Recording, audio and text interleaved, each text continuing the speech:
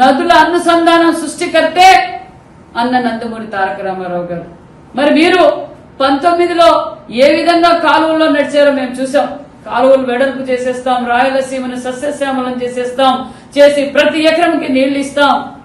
చంద్రబాబు నాయుడు గారు ఇవ్వలేకపోయారు. చంద్రబాబు నాయుడు గారు రాయలసీమలో ఈ రోజు తాగునీరు సాగునీరు అందుతున్నాయంటే అపర భగీరథుడు చంద్రబాబు నాయుడు గారు అనే విషయాన్ని మీకు తెలియజేస్తున్నాం. మరి 1924లో మీరు రాయలసీమకు ఎంత ప్రాజెక్టు ప్రకటించారో విషయం కూడా మీరు తెలియజేయాలి. మరి రాయలసీమకు మీరు ఇచ్చింది 515 కోట్లు. మరి ఈ రోజు 5 ఏళ్లకు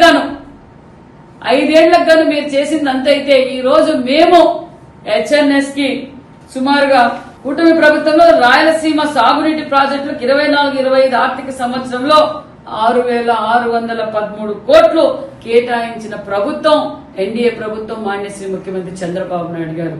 ఈ రోజు పోలవరం పూర్తి అయ్యింటే ఎక్కువగా లబ్ధి పొందేది మన రాయలసీమని.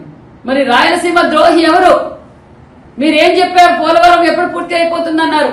జగన్మోహన్ రెడ్డి బ్యాచ్ కి అర్థం కాక ఎన్డీఏ ప్రభుత్వం అభివృద్ధిలో పరుగులు పెడుతుందన్న విషయం జీర్ణించుకోలేక డైవర్షన్ పాలిటిక్స్ చేస్తున్నారు.